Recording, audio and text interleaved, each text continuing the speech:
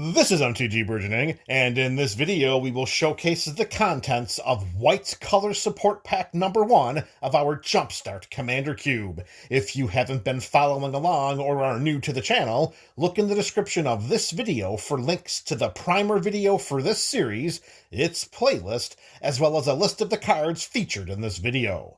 As previously showcased during the primer video for this series, these are the types of cards you can expect to see in every color support pack. Now that the prologue is coming to an end, let's start spotlighting some white support cards, beginning with our basic lands. We've got 3 regular full art basic plains. That's going to be 3 of the 20 cards. And we have 3 more basic lands, but these are going to be of the snow-covered variety. A little bit of variety being the spice of life, and here in this series we're hoping to have a Kessel-level amount of spice. And our last land that's going to be in every white color support pack, just like these 6 basic lands, is Thriving Heath. This land comes into play tapped, and when it does, we choose a color other than white. Then we can tap this to add a white mana or 1 mana of the chosen type. This is going to help us to fix our colors. It's not a shock land, but it's going to help to fix our colors nonetheless. All right, we're going to throw that white. Actually, how do we want to do this with our lands here? How about if we go a little more dramatic and we go across this time? Yeah, that's how we're going to do it. Right across. This is the first color support pack video, and there are 7 of the 20 cards in this video right there. All right, 6 basics and a thriving land. And the next card is also going to be a land. This is going to be our non-basic utility land. And in that instance, it's going to be a man land in Cave of the Frost Dragon. If we control 2 or more other lands, Cave of the Frost Dragon enters the battlefield tapped.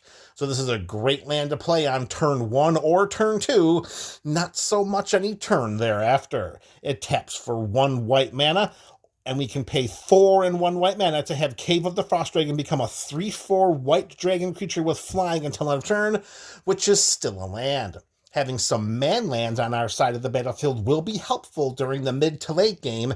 If we're running low on creatures and we need to have a nice mana sink, we can throw 5 of our mana into this and send an evasive creature into combat, knowing, hopefully, that any removal spells that our opponents might have may be the target non-land permanent variety. All right, next up on our list is our modal double face card, and in color support pack number 1 of our whites, we have Sejiri Shelter, an instant for 1 and 1 white mana. Target creature we control gains protection from the color of our choice until end of turn. A great way to make one of our opponent's spells or abilities targeting one of our creatures fizzle just by casting Sejiri Shelter. And of course, if we'd rather play it for the backside, we will play it for a land, as it is Sejiri Glacier. It'll enter the battlefield tapped, but it will tap to give us 1 white mana. Even though we have a spell on the front side, we do count Sejiri Shelter with our lands in these color support packs. So there we have it. 8 of the 20 cards all have to do with our lands, and that is, for the mathematicians at home, a quick 40% of each color support pack is going to have at least those many lands. All right, next up, if you remember from our list, we're going to shift from our lands to some other.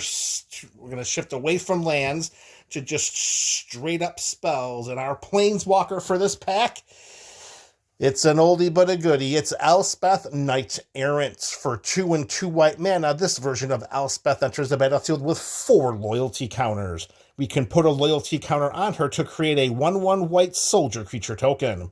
We can put an additional loyalty counter on this. I shouldn't say additional, I can do it twice. We can also put a loyalty counter on this version of Elspeth to have target creature we control get +3/+3. I'm sorry, it says target creature gets +3/+3 and gains flying till end of turn. I'm not exactly sure why we would target one of our opponent's creatures during our turn for that, but nonetheless, the card is what the card says.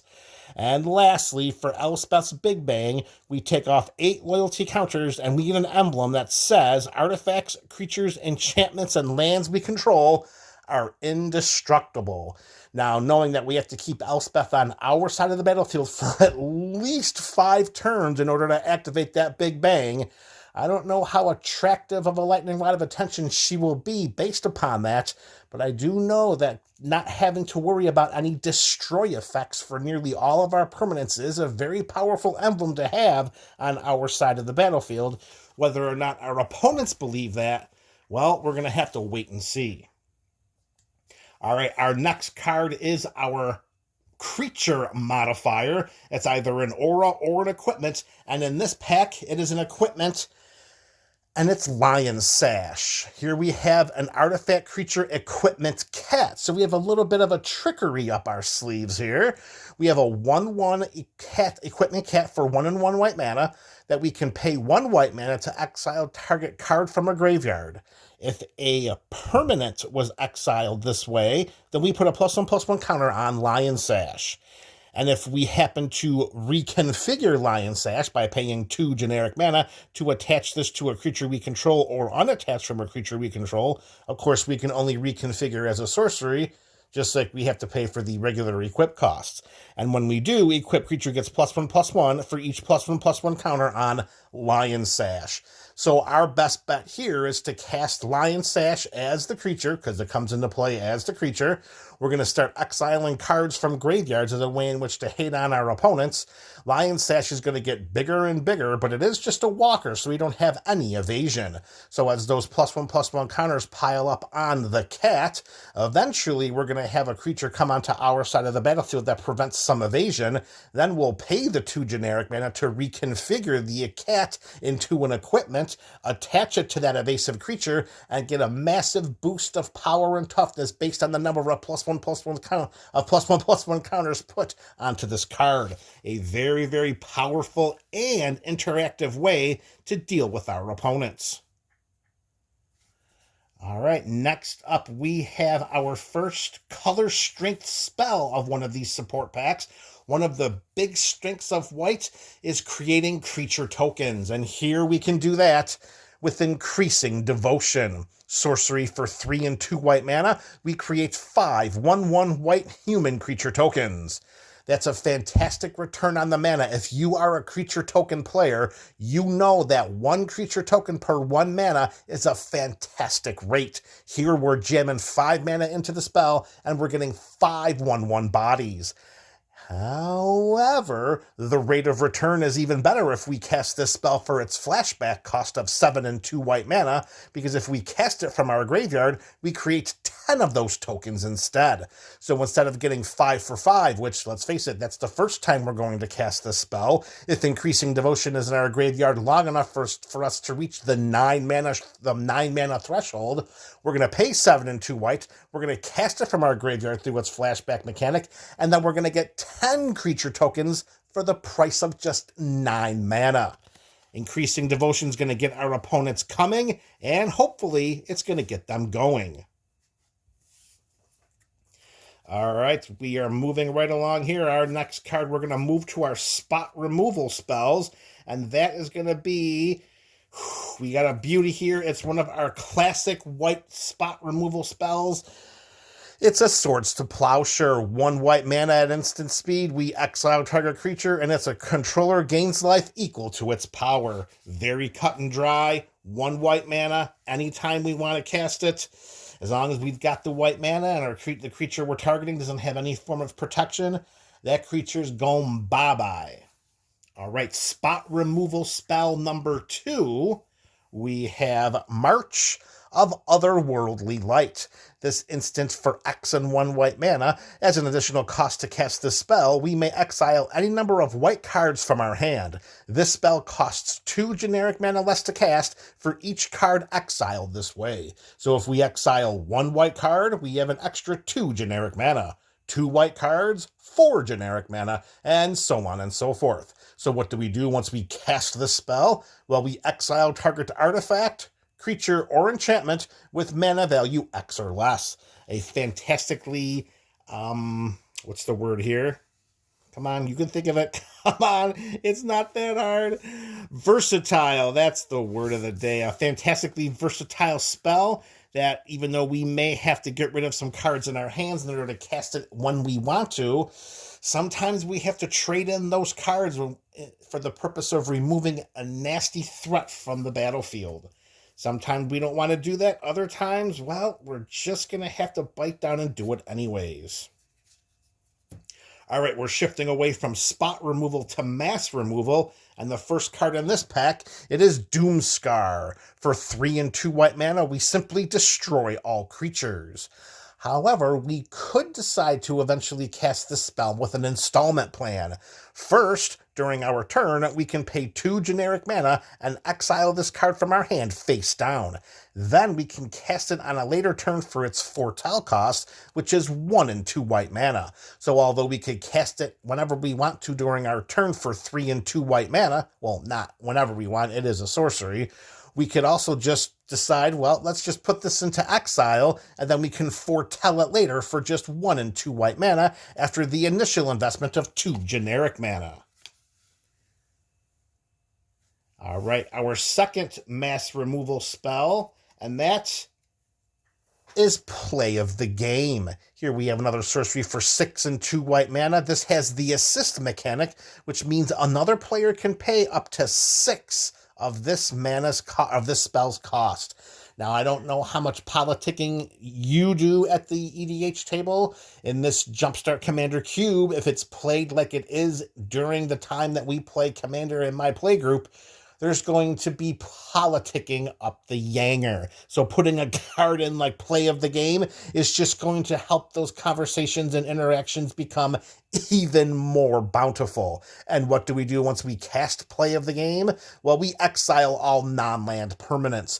Note, that's not just creatures, that's not just artifacts. Any permanent that's a non-land permanent is going to get exiled, not destroyed and sent to the graveyard, folks. Straight up exiling. All right, so we got our lands, we got our planeswalker, our creature modifier, our color strength spell, our 2 spot removal spells, and 2 mass removal spells. Next up is our hate card, our hate bear, or our defensive card. And for this pack, it comes in the form of Containment Priest, a 2/2 human cleric with flash for 1 and 1 white mana. The flash meaning that we can cast this spell at any time we could cast an instant. And if a non-token creature would enter the battlefield and it wasn't cast, it's exiled instead. So if any of our opponents decide to have a graveyard-centric build that they chose from the Jumpstart Commander Cube, and they decide to get a mass recursion spell, well, Containment Priest can be flashed in at a very low cost of 1 and 1 white mana, and each one of those creatures that just entered the battlefield that weren't cast, they're going straight into exile. And note for Containment Priest, that is not an enter the battlefield trigger. As long as she's on our side of the battlefield, it's going to exile any non-token creature that comes into play that wasn't cast. Also note that effect is symmetrical, so it is also going to exile our creatures that are coming into play if they're not being cast. So we do have to exercise a modicon of caution when deciding to put Containment Priest onto the battlefield. We have to make sure that we are not going to hurt ourselves by putting it out there. Our next card is considered our resource advancement card. What better way to advance our resources than to draw some cards? And Welcoming Vampire can have us do that in spades. A 2/3 vampire with flying for 2 and 1 white mana. Whenever one or more other creatures with power 2 or less enter the battlefield under our control, we draw a card. This ability only triggers once each turn, so unfortunately during our turn, we can only trigger Welcoming Vampire just one time. However, for a nice little nod to synergy, since Containment Priest has flash, and if we have Welcoming Vampire on our side of the battlefield, we can flash this human cleric into play during one of our opponent's turns, which will trigger Welcoming Vampire because Containment Priest's power is 2. As long as we don't have any anthem effects or any other forms of peripheral power boosts when the Containment Priest comes into play, Welcoming Vampire will trigger and will draw us a card. Also note that with Welcoming Vampire, it does not say non-token creatures. It's just one or more other creatures. So if we have ways in which to create token creature tokens, Elspeth, Increasing Devotion, those are also going to be ways in which to put cards in our hand. All right, our next card is our Combat Enhancement card, and that's going to come in the form of Anafenza, Kintree Spirit, a 2/3 legendary, a 2/2 legendary Spirit Soldier for 2 white mana. Whenever another non-token creature enters the battlefield under our control, we bolster 1. That means that we choose a creature with the least toughness among creatures we control and put a +1/+1 counter on it. Now, unlike Welcoming Vampire, Anafenza has that non-token creature clause, so we can't look to Elspeth or Increasing Devotion for ways in which to bolster our creatures. But we have other creatures in play. I mean, this is just 1 out of 5 total packs that's going to comprise our Jumpstart Commander deck, and having Anafenza sitting on our side of the battlefield, throwing around peripheral +1/+1 counters on our creatures whenever a non-token creature comes into play. Well, we're going to take that every day of the week and twice during Friday Night Magic. All right, MTG BC, that brings us to the last card of this color support pack.